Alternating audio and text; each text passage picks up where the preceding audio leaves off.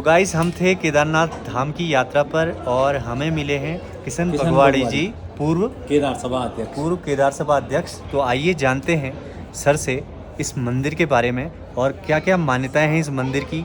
और कुछ ही दिनों पहले जैसे आपने देखा था यहाँ पर केदारनाथ में लगभग 2013 में एक भीषण आपदा आई थी, उसके बाद से दोबारा इसको पूरा स्थापित करने में क्या क्या समस्याएं आई और ये क्या चाहते हैं कि यहाँ पर क्या चेंजमेंट हो, और अपने विचार बताएंगे थोड़ा बाबा जी हमें। जी तो मेरा नाम तो आपने बता ही दिया, किशन भगवाड़ी, पूर्व केदार सभा अध्यक्ष केदारनाथ हूँ मैं। और यहाँ के लिए कहते हैं दुर्लभो मानसो देही देही नाम क्षणभंगुरा तत्रापि दुर्लभो मन्ये वैकुंठ प्रिय दर्शनम। इस स्थान को भू वैकुंठ कहा गया है। कहते हैं यत गत्वा नौ निवर्तन्ते तद धामम परमम मम, जहाँ जाकर के पांडव लौटे नहीं। यहीं से आगे पांडव लोग स्वर्ग लोक को चले गए थे। आगे स्वर्ग आरोहण है, भृगु पंथ है, महापंथ है। तो केदार जो है वो 12 ज्योतिर्लिंगों में है। और इस स्थान का पता आदि गुरु शंकराचार्य जी ने लगाया। और तब यहाँ पर जब पांडवों के ऊपर गुरु हत्या, गोतत्या, वंश हत्या लग गई थी, तो तब उन पांडवों को आकाशवाणी हुई थी कि हे पांडवों, तुम्हारा उद्धार उत्तराखंड की यात्रा से होगा। तब वो लोग हस्तिनापुर से पैदल चलकर यहाँ पहुँचे थे। यहाँ पर आकर के भी उस टाइम तो रास्ता नहीं था, बियावान था, लेकिन ऐसे ही जब भटकते हुए जब इस मनुष्य शरीर को या अन्य किसी उसको ये होता है कि हमारा कृतार्थ कल्याण अगर भगवान से ही है, तो भगवान कहीं चले जाएं, बिना उनके दर्शनों के हम पीछे नहीं हटेंगे। ऐसे ही पांडवों ने भी जब आकाशवाणी सुनी कि हमारा उद्धार उत्तराखंड की यात्रा से ही होगा, हमारे ऊपर जो गुरु हत्या है, गोतत्या है, वंश हत्या है, वो तभी धुलेंगी जब हमें भगवान के दर्शन होंगे। तब ऐसे होते करते वो लोग यहाँ तक पहुँचे थे। जो महेश नाम है वो तब से ही है कि जब से उन्होंने भैंस का रूप धारण किया। तो तब ये तो बहुत लंबा वृत्तांत है, लेकिन यहाँ पर कहा करके जो कहते हैं कि नर और नारायण ने यहाँ बरसों तपस्या की। 2 पहाड़ हैं ये, नर और नारायण, जहाँ उन्होंने जो है भीम उनमें बलशाली थे, उन्होंने भीम को खड़ा कर दिया और सब भाई लगे हाँकने इन भैंसों को। तो जिस भैंस रूप में भगवान शंकर थे, उन्होंने कहा कि इनकी परीक्षा के लिए भी उन्होंने जो है भीम के जब खड़ा कर दिया, तो कहा कि सब लोग इन भैंसों को हाँकते हैं जो भीम की टांगों से निकल जाएंगे, वो माया रूपी हैं। और जो भगवान शंकर रूप हैं, जब वो हमको दर्शन ही नहीं देना चाह रहे हैं, तो हमारी टांगों में कैसे निकलेंगे।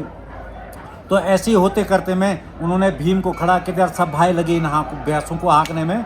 तो जिस भैंस रूप में भगवान शंकर थे, उस भैंस रूप में ही भगवान शंकर उनकी परीक्षा के लिए ज़मीन में धंसने लगी। क्योंकि ये जो घमंड था उनके अंदर कि कोई बहुत बड़ा बलशाली है, 40,000 हाथियों का बल भीम में था, अर्जुन के बराबर कोई गांडीव धनुषधारी नहीं था, तो ऐसी तमाम उनके बराबर कोई पंडित नहीं था, सहदेव के बराबर। तो ऐसे ही होते करते उनकी परीक्षा के लिए भगवान ने वो माया रूपी भैंस बनाई। उस भैंस रूप में जब अपने उस ज़मीन में धंसने लगे, तो जो भीम ऊपर खड़े थे वो देखते हैं कि एक भैंस रूप ऐसे क्या दिखाई दे रही है जिसका सर जो है ज़मीन में धंसा हुआ है। वो समझ जाते हैं भगवान उस भैंस रूप में हमसे छुपने जा रहे हैं। ये घमंड तो था ही कि 40,000 हाथियों का बल भीम में, भीम एक हाथ से इसको खींच लेंगे, लेकिन भगवान थे वो तो परीक्षा ले ही रहे थे। जैसे ही भीम ने एक हाथ से खींचा, वो भैंस रूप नहीं निकलती, दोनों हाथों से खींचा, शरीर का पूरा बल लगा दिया, वो भैंस रूप नहीं निकलती। तो जैसे हम आप गाय भैंस को डंडे से हाँकते हैं, वो जो घमंड था 40,000 हाथियों का बल वाला, वो तो चूर हो गया।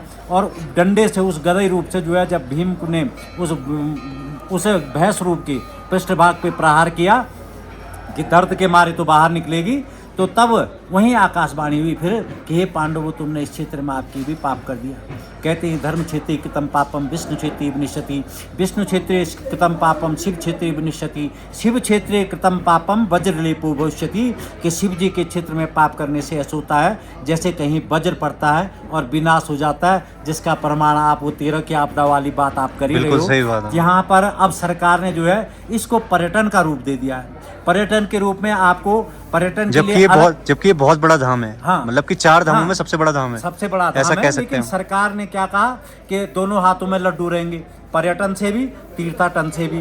पर्यटन के लिए क्या सुविधाएं आप उपलब्ध कराओगे, तीर्थाटन के लिए क्या सुविधाएं उपलब्ध कराओगे, ये सरकार की मंशा नहीं है। सरकार की मंशा दोनों हाथों में लड्डू हो, पर्यटन से भी हो, तीर्थाटन से भी, जबकि दोनों विपरीत है। तीर्थ की भावना कुछ और होती है, पर्यटन की भावना कुछ और होती है, लेकिन उसी का परिणाम है जो हमको 13 में आपदा के रौद्र रूप में दिखा दिया भगवान ने एक बार। तो आज भी यही है कि जो कहते हैं शिव क्षेत्र कृतम पापम विनिश्यति, शिव क्षेत्र में पाप करने से ऐसा होता है जैसे कहीं वज्र पड़ता है और विनाश हो जाता है। आज भी ये उसी का एक दूसरा परिणाम है जो अब देखने को मिल रहा है। आज तमाम जोड़े तमाम युवा, तो अब ये पता नहीं कि घर से परिवार से समझौता करके आए हैं या कहीं पढ़ रहे हैं, वहाँ से लड़के लड़कियों का ग्रुप बना के यहाँ पर आ रहे हैं और यहाँ पे इस तरह के तरह अनैतिक कार्य कर रहे हैं और तमाम जो है वीडियो वो कर रहे हैं। आज तक वाला ही कह रहा था कि 1 करोड़ जो है रील्स बन गई हैं केदारनाथ की। पता नहीं युवाओं की मानसिकता बदल गई है, ये इतने धार्मिक हो गए हैं या इन लोगों का उनसे आशीर्वाद है। ये केदारनाथ जी के आशीर्वाद से कोई लेना देना नहीं है उन लोगों का जिनको वो भेज रहे हैं। तो ये यहाँ पर सरकार की वो है व्यवस्थाओं के नाम पे, यहाँ ख़त्म है, यहाँ व्यवस्थाएं कुछ नहीं है। आप मंदिर में गए होंगे, वहाँ व्यवस्थाएं चौपट है, वहाँ आपको कुछ नहीं वो है। वहाँ यहाँ भी है कि 2100 दो, 5000 दो और दर्शन करो और आपको प्रसाद के रूप में कुछ भी नहीं है। ये तो है। सुविधाएं, वॉशरूम नहीं है, गंगा घाट से ले मंदिर तक 4-4, 6-6 घंटे आदमी लाइन में रहता है। ऐसी तरह की कोई सुविधा नहीं है, न मंदिर समिति की न सरकार की। कहीं पर आपको रहने के नीचे सरकार जाड़ों में रेन बसेरे बनाती है। सरकार यहाँ जो है आंखें मूंदे बैठी है। सरकार के कानों में जो है तेल जा ही नहीं रहा है, तो चिल्ला चिल्ला के थक गए। मोटर रोड लाइए, सर इन यात्रियों की ऐसी व्यवस्था कीजिए, रेन शेल्टर बनाइए, कुछ यात्रियों के लिए ऐसी सुविधा कीजिए जिससे यहाँ ऑक्सीजन की वैसे भी प्रॉब्लम है। अस्पताल प्राथमिक स्वास्थ्य केंद्र है, जबकि यहाँ एम्स जैसी सुविधाओं का हॉस्पिटल होना चाहिए था, लेकिन प्राथमिक स्वास्थ्य केंद्र है। तो ये स्थिति है यहाँ की स्थिति के बारे में। भगवान के बारे में तो उसका वर्णन हो सकता है, लेकिन केदारनाथ की अव्यवस्थाओं के बारे में कोई वर्णन नहीं हो सकता, क्योंकि सरकार उस पर ध्यान ही नहीं। आपका क्या सुझाव है, अगर करना चाहे तो सरकार को क्या करना चाहिए? सरकार को तो सबसे पहले आम यात्री हित में मोटर रोड लानी चाहिए जी, जिससे आम यात्री यहाँ पर पहुँच सके। लेकिन उससे एक चीज पहले की, जैसे 2013 की तबाही से पहले जिस रूट से हम आ रहे हैं वो रूट था नहीं ना पहले? वो रूट नहीं था, वो सुलभ था। हाँ जी। ये नया बना, ये तो बहुत बेकार बना हुआ है। लेकिन ये लगभग 22 से 22 किलोमीटर का है। किलोमीटर भी बढ़ गया। हाँ, और चढ़ाई भी बढ़ गई। पहले वाला लगभग 16 किलोमीटर का था। 16 किलोमीटर था, बहुत सुव्यवस्थित था। ये तो बहुत अव्यवस्थित है, बहुत खराब बना हुआ है। वो जेई ने आपने जो है नापते हैं ना उसको, कितनी लंबाई का मैंने बनाया, मेरे को लग रहा है वही खोरी के चक्कर में उन्होंने ऐसा बना दिया। वही वाला पूरा यहाँ लगवा दिया। मेरे को लग रहा है जो वो बोर्ड वगैरह लगते हैं ना, मैं देख रहा था, मैं भी ट्रैक करके आया नीचे से ऊपर को, तो लगभग 16 किलोमीटर तो लिखा था, लेकिन मेरे को लगा नहीं 16 किलोमीटर। नहीं, वो 21 किलोमीटर है। हाँ, 21 किलोमीटर। लेकिन अगर आप देखेंगे तो वहाँ पर अभी भी 16 किलोमीटर ही लिखा हुआ है। लेकिन जो सुलभ होना चाहिए था, जो व्यवस्थाएं होनी थी जी, जो मार्ग जो है वो होना चाहिए था, सुव्यवस्थित होना चाहिए था, वो मार्ग उन्होंने जो है बहुत चढ़ाई दे दी। और कई चढ़ाई, मतलब आम यात्री जो है पैदल नहीं आ सकता है। घोड़े की स्थिति बहुत खराब है।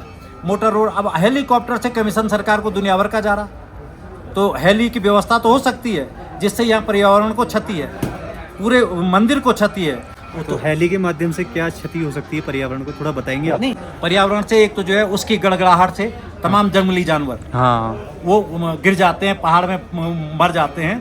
दूसरा ये यहाँ का जो ग्लोबल वार्मिंग कह रहे हैं, उससे जो टेम्परेचर बढ़ रहा है। आज यहाँ की स्थिति देखिए, यहाँ जब कितना ठंडा होना चाहिए था इस परिस्थिति में, जबकि यहाँ धूप नहीं है, लेकिन आज देखिए आप कितना गर्म है यहाँ पर। तो ये उसका परिणाम, दुष्परिणाम कह सकते हैं जी, ये उसी का परिणाम है। जो आपके ग्लेशियर पिघल रहे हैं, ये उसी का परिणाम है। तो ये तमाम व्यवस्थाएं हैं, इसके लिए सरकार जो है दोषी है पूरी तरह से। हम तो ये कहेंगे, चाहे वो सरकार कोई सी भी है, सरकार का इस ओर कोई ध्यान ना करूँगा कि भगवान इस सरकार को सद्बुद्धि दे और यात्री हित में, तीर्थ हित में, यहाँ के समाज हित में कुछ करे। अब यहाँ पर देखिए, सरकार ने कहा था कि आप अपने मकान हमें दे दीजिए, इस मंदिर का व्यू खराब हो रहा है। हमने अपने मकान दिए, सरकार से समझौता किया, लेकिन आज केदारनाथ, केद कहते हैं दलदली भूमि को, दार जिसका आधार है, दलदली भूमि जिसका आधार है, उसका नाम केदार है। और सरकार यहाँ पर आज 4-4 मंजिल, 5-5 मंजिल बना रही। हमारे मकान से जो 2 मंजिल का था, उससे तो मंदिर का व्यू खराब हुआ, और जो 4 मंजिल का बन रहा है उससे सरकार के आंखें बंद है, मंदिर का व्यू खराब नहीं हो रहा है। ये सरकार की मानसिकता है, दोहरी नीति है। हमारे मकानों तो कहा 2 मंजिल का, तो उसको जो है मंदिर का व्यू खराब हो रहा है, और सरकार 4 मंजिल 6 मंजिल का बना रही है, उससे मंदिर का व्यू खराब नहीं हो रहा है। कभी देवदर्शिनी कहा जाता था जहाँ से भगवान का दर्शन होता था, आज देवदर्शन का कहीं पता ही नहीं, क्योंकि आगे से तमाम बिल्डिंगें बन गई। तो यहाँ पर ये तमाम व्यवस्थाएं कहाँ तक हैं? कह तो रहा हूँ, सरकार के उसके गुणों का वर्णन तो नहीं हो सकता है, हाँ भगवान के गुणों का वर्णन हो सकता है। यहाँ पर ये स्थिति हो गई, जबकि भगवान के गुणों का वर्णन नहीं हो सकता था।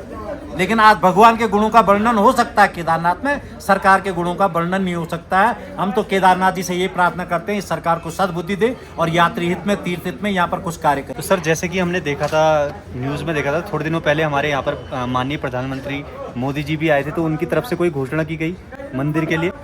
नहीं, ऐसी कुछ घोषणा नहीं है। उनका तो यात्री हित में उन्होंने ये ग्राउंड बना दिया भाई। अब देखिए ग्राउंड तो बड़ा बन गया, उसके आगे क्या हुआ, मंदिर बौना हो गया। पहले आखिर जिन लोगों ने इस मंदिर का निर्माण किया था, तो जैसे घर होता है वैसे उसका चौक भी बनता है। तो पहले लोगों ने वो मंदिर बनाया, उसके हिसाब से उन्होंने उसका चौक बनाया था। आज मोदी जी ने कहा कि इसको चौड़ा करो, हमारे मकान तोड़ दिए, अब वो मंदिर को तो वैसे ही है।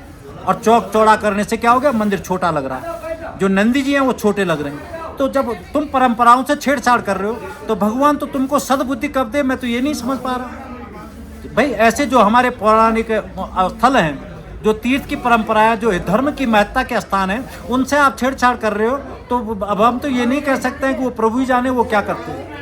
ये तो सर जो ये कंस्ट्रक्शन का काम चल रहा है, कब से चल रहा है आप बता सकते हैं? जैसे मैं देख रहा था, मैं भी दर्शन करने आया हुआ था यहाँ पे, तो मैं बिल्डिंग वगैरह देख रहा हूँ। ये कब से शुरू हो रखा है? कंस्ट्रक्शन का तो ये है, वो उस टाइम आपदा आई थी 2013 में, तब से शुरू है ये काम? तब से शुरू है। तो अभी तक कंप्लीट नहीं हो रखा है? कंप्लीट नहीं हुआ। इसमें जो है कमीशन खोरी है, इसमें भी 4 कंपनियां आ रही हैं। किसी भी कॉन्ट्रैक्टर को आप कॉन्ट्रैक्ट देते हैं तो उसका एक कमीशन बेस होता है। उस कमीशन बेस पे उसके कार्य का निर्माण होता है कि इसको कितना काम दिया जाए। लेकिन जिसका भी कमीशन बेस पूरा हो रहा है, वो कंपनी यहाँ से छोड़ के जा रही है, दूसरी कंपनी आ रही है, उससे फिर कमीशन बेस पे तय किया जा रहा है, फिर उसको दिया जा रहा है। सबसे पहले नेहरू पर्वतारोहण संस्थान आया, जिसके कर्नल कोठियार ठेकेदार थे। उन्होंने कमीशन वो किया, वो अपना चले गए। उसके बाद जो है साईं कंस्ट्रक्शन आया, उसका भी अपना कमीशन पूरा हुआ, साईं कंस्ट्रक्शन भी गया। उसके बाद जिंदल कंस्ट्रक्शन चल रहा है, उसके बाद ग्रोवर, मतलब सबसे कमीशन खोरी का एक हुआ है। लेकिन बनाओ और तोड़ो। निम्न ने जो बनाया उसने साईं कंस्ट्रक्शन ने तोड़ा, साईं कंस्ट्रक्शन ने जो बनाया वो जिंदल ने तोड़ा, जिंदल ने जो बनाया वो गावरकर तोड़ रहा है। तो ये प्रक्रिया चल रही है, बना कुछ नहीं। एक शौचालय तक नहीं बना हुआ है आज केदारनाथ। हाँ, ये तो मैंने भी देखा सर, नीचे से ऊपर आते समय बहुत सारी परेशानियां है यात्रियों के लिए। ये दिक्कत है, लोगों को तीर्थ में गंगा घाट नहाने के लिए नहीं है। जब लोटा आदमी सोचता है तीर्थ में जाऊं, 1 लोटा जल डालूं, तो यहाँ पर गंगा घाट नहीं है, रेन शेल्टर नहीं, 6-6 घंटे लोग लाइन में, रेन शेल्टर नहीं है, आम यात्री के ऑक्सीजन की असुविधा है, यहाँ पेड़ नहीं है और सांस लेने में दिक्कत होती है, हॉस्पिटल की कोई सुविधा नहीं है। प्राथमिक स्वास्थ्य केंद्र केदारनाथ के लिए विचार कीजिए आप। यहाँ तो एम्स जैसा हॉस्पिटल होना चाहिए था, जहाँ तमाम तरह की सुविधाएं हैं। क्योंकि यहाँ पर लगभग मेरे हिसाब से अगर मैं आंकड़ा लगाऊं तो लगभग 3 लाख से प्लस यात्री एक दिन में यात्रा करते होंगे यहाँ पर, है ना? तो इतनी बड़ी जनसंख्या के लिए सुविधाएं भी उसी तरह की देनी चाहिए। कुछ नहीं है। तो और जैसे यहाँ पर मंदिर में और क्या क्या आपको लगता है कि और कुछ क्या होना चाहिए करके?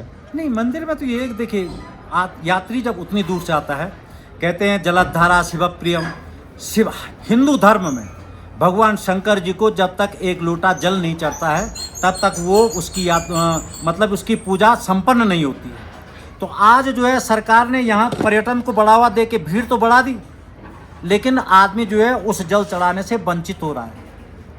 अब आज 2 दिन से 4 दिन से जो है ये भीड़ कम है, तब गर्भगृह में जा पा रहे हैं। ये सर भीड़ शायद इसलिए कम है क्योंकि अभी भारी वर्षा की चेतावनी दी गई थी, तो इस वजह से लोगों की भीड़ कम दिखाई। लोगों को गर्भगृह में जाने दिया जा रहा है, नहीं तो लोग गर्भगृह में जाने से भी वंचित हो रहे हैं, भगवान को जल चढ़ाने से वंचित हो रहे हैं, पूजा पाठ से वंचित हो रहे हैं। जैसे आपने बात बताई ना, ये क्या कहते हैं कि यहाँ पर जैसे कि एक इतना बड़ा धाम है, मतलब यहाँ पर अपने मतलब दर्शन के उद्देश्य से आना चाहिए था लोगों को। जैसे आपने बताया कि आज तक के आंकड़ों ने भी बताया कि इतनी सारी रील्स बन रही हैं, ये बन रही हैं, तो ये मतलब मैं ये कहना चाहता हूँ कि आप यही कहेंगे ना कि यहाँ पर आते हैं तो सच्चे मन से आए। नहीं, सच्चे मन से है, और जो प्रभु के प्रति जो भावना है उसके धार्मिक भावना के हिसाब से आए, ये ना कि रील्स बनाने के रील बनाने के लिए आप यहाँ पर। मैं वही जानना चाह रहा हूँ आपसे। हाँ, क्योंकि जब आपका मानसिकता परिवर्तित होगी तब आप रील नहीं बनाएंगे। जब भगवान की भक्ति में लगेंगे तब आपका रील से कोई मतलब नहीं होगा। लेकिन जब आप भक्ति से हट के वो करेंगे तो आपका एक ही मकसद होगा, मैं केदारनाथ के मंदिर पे हूँ और ये देखिए मैं वहाँ हूँ, और अपने लोगों को आप लाइव करेंगे और वहाँ से वो आपका धन्यवाद करेंगे। आपको भगवान के आशीर्वाद की कोई आवश्यकता नहीं है, आपके प्रभु की महत्ता की कोई आवश्यकता नहीं है, आपके केदारनाथ के बारे में जानने की कोई आवश्यकता नहीं है। आपको तो आवश्यकता है सिर्फ उन रील्स भेजने वालों की, उनके आशीर्वाद की। और सर एक चीज़ और जानना चाहेंगे, जैसे ये मंदिर जिस स्वरूप में है अभी, तो ये शुरू से ही इसी स्वरूप में है या इसको दोबारा पुनर्गठित किया गया? पूर्व से ही जब से निर्मित हुआ तब से इसके दो पार्ट है। एक वो राजा आगे वाला जो पार्ट है वो राजा जन्मेजय जी। लगभग किस सन की बात होगी आपको? हाँ, ये तो बहुत पुरानी बात है, मेरे अच्छा। को भी मेरे पूर्वजों ने बताया। हाँ। हाँ, पीछे का जो गर्भगृह है वो पांडवों द्वारा निर्मित। जिससे पानी जहाँ से लेते हैं हम पीछे की साइड से? नहीं, पीछे वाला जो पार्ट है जहाँ स्वयं ज्योतिर्लिंग है, हाँ, जैसे जहाँ अंदर जाके जहाँ दर्शन होते जहाँ हैं, ज्योतिर्लिंग है, हाँ। वो पार्ट जो है तब पांडवों द्वारा निर्मित है। आगे वाला जो है ये कोई राजा थे जन्मेजय, उनके द्वारा निर्मित है। जी बिल्कुल। बहुत बहुत धन्यवाद आपका। जैसे कि आपने बताया था अपने बारे में, आप क्या थे यहाँ पर पूर्व? मैं पूर्व केदार सभा अध्यक्ष। तो अपने तीर्थपुर चैनल समाज की एक सभा है, ठीक। उस सभा का मैं अध्यक्ष हूँ। तो मुझे लगता है कि जिन व्यूवर्स ने भी ये देखा होगा तो उनको एक बात समझ में आई होगी। सबसे पहले तो ये बहुत बड़ा धाम है, केदारनाथ धाम। यहाँ पर आप भगवान की दर्शन करने के उद्देश्य से आए, जैसे कि बाबा जी ने, हमारे सर ने भी बताया है ना। और काफ़ी ज़्यादा यहाँ पर कुरीतियाँ भी हैं और कई कह सकते हैं कि कई चीज़ों का अभाव है। तो मैं कोशिश करूँगा कि अगर ये वीडियो मेरी सरकार तक जाएगी तो जिन लोगों तक जाएगी वो देखेंगे इसको और इसको सॉल्व करने की कोशिश करेंगे। तो बहुत बहुत धन्यवाद आपका, हमने समय दिया। जय हो केदारनाथ। जय श्री केदारनाथ।